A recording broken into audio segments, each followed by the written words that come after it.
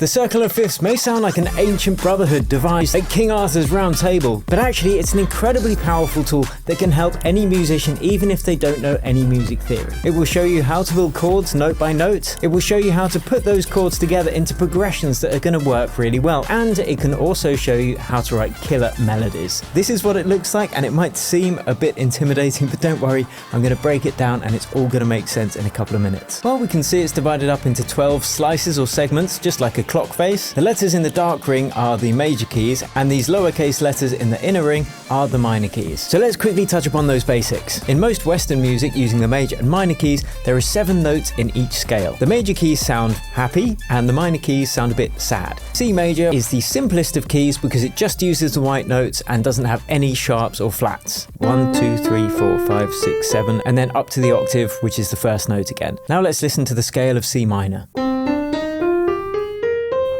So it sounds much sadder. Now, these minor keys in the inner circle are the corresponding relative keys of the major keys that are in the outer circle. So what do I mean by that? Well, it just means that they share the same key signature, the key signature being the thing that tells you how many sharps or flats are in a particular key. So we already know that C major only has white notes with no sharps or flats, and we can see as A minor is in the corresponding inner circle that also has no sharps or flats. So here's C major again, which uses none of the black notes. And here's A minor, which also uses no black notes. And you can see in this outer ring here, there are all these different numbers next to these little symbols, this meaning a sharp and this signifying a flat. In simple terms, a sharp is played 1/2 step or semitone above the note that's written, whilst a flat is played 1/2 step or 1 semitone below the note that is written. For example, an F sharp is 1/2 step above the F, which is this black note here. Similarly, an E flat would be 1/2 step or semitone below the E, which would be this black note here. Now, if we count round clockwise, we can see that C major has no sharps or flats, G major has 1 sharp, D major has 2 sharps, A major has 3 sharps, E major has 4 sharps, and so on. And when we get to this point, we can see that B major has 5 sharps, F sharp major has 6 sharps, and C sharp major has 7 sharps. And if we go around counterclockwise from the top, we can see that F major has 1 flat, B flat major has 2 flats, E flat major has 3 flats, and so on. Now, all this talk of sharps and flats can be a little confusing, so let's have a look at them in action. We've already looked at C major, which we know has no sharps or flats, and we can see there are no sharp or flat symbols in this scale. But what if we choose a different scale from the circle of fifths, like A flat major? Well, the circle of fifths tell us that there are 4 flats in this key or scale, and we can see here that's shown in Ableton. So we've got the A flat, which is the root note, then we also have a B flat, then we have a D flat, and an E flat. Now, it's called the circle of fifths because of the way it's put together. For example, in C major, the 5th note in that scale is G.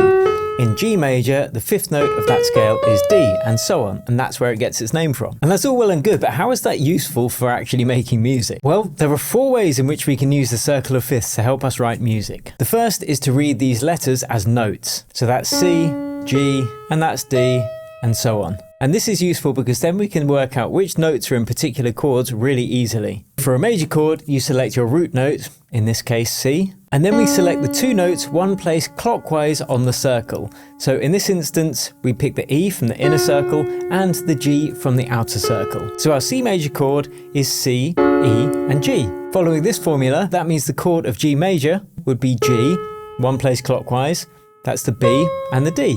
So the chord of D major would be D, F sharp, and A, and so on. So that's major chords, but how do we work out minor chords? Well, first we pick the root note from the inner circle, because they're our minors. Then we pick the corresponding outer ring note from that same segment. Then we go around 1 clockwise place and choose the inner note from there. So for the example of G minor, we pick the G, then we pick the B flat from the outer ring, and then we pick the D from the next place around in the inner ring.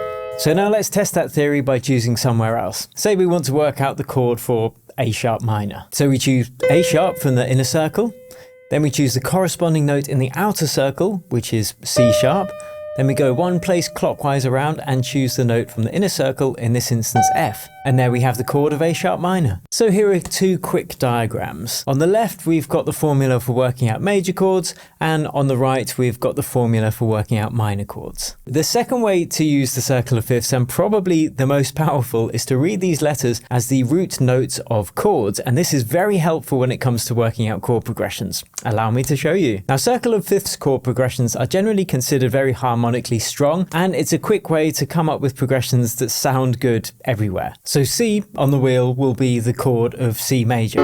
Now, if we go one place around, we've got the G, which would be the chord of G major.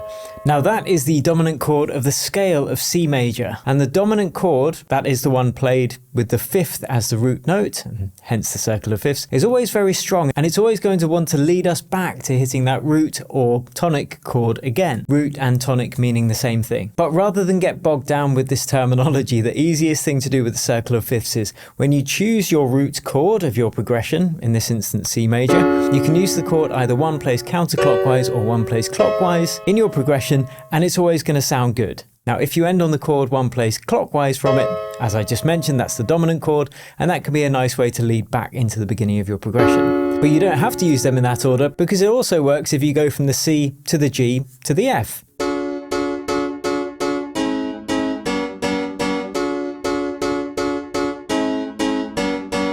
So let's call those sister chords because they're right next to the main one. Now, if we look underneath in the inner circle, we've got these three chords as well underneath each of those. So in this example, it's the D minor, the A minor, and the E minor. And let's call these cousin chords. You can throw these into your progression too, and it's going to spice things up and make it sound good. And just like sisters and cousins, the cousins are less closely related, so you'll probably want to use fewer of them in your progression compared to the sister chords. So let's throw in a couple of those cousin chords. We'll start on the C, and then the D minor, then the A minor, then the F major. Sounding great. Let's try a different combination. We'll start with C major, A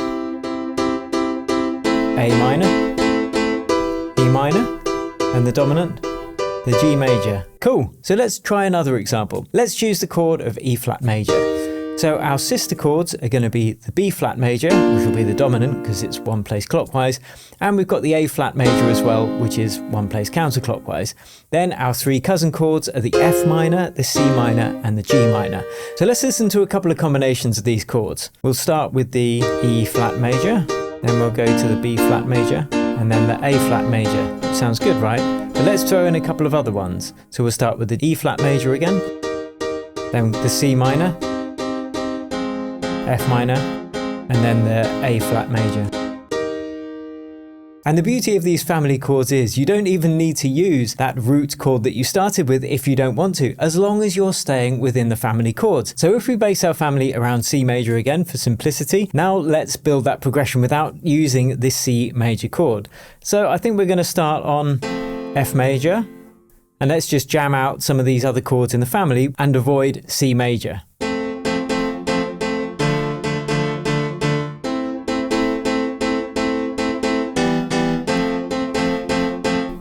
See, that's cool.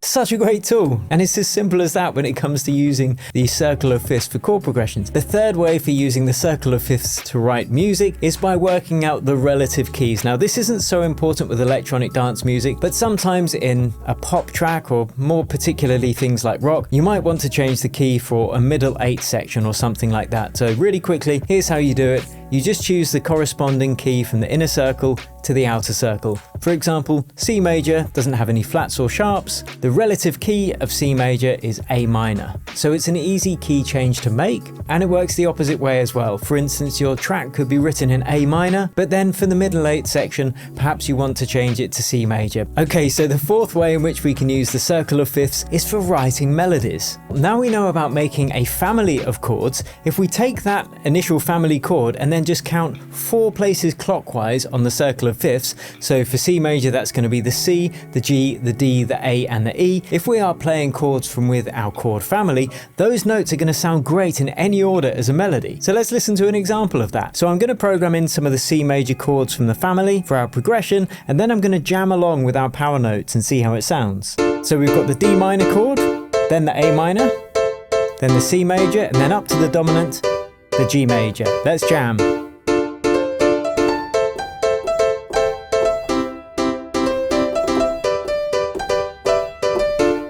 That's just using our power notes.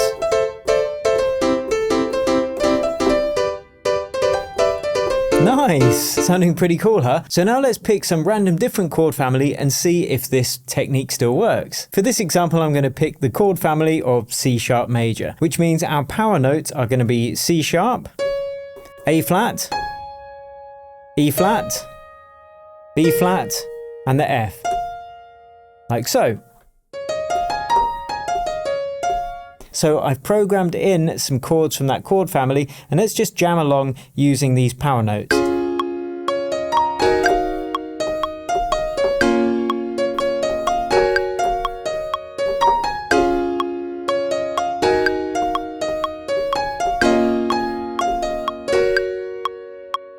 Still sounds great. Now, it's a great starting point for writing chord progressions, but there are 5 chord progressions you would have heard in countless songs and you probably don't even realize it. In my opinion, every music producer needs to know them, as they are incredibly powerful to use in any genre of music. So I've put them together in a video right here that's going to be essential to watch if you really want to nail your chord progression skills. If you enjoyed this video, hit like, consider subscribing to my channel. Thank you so much for watching, and I'll catch you over at this next video.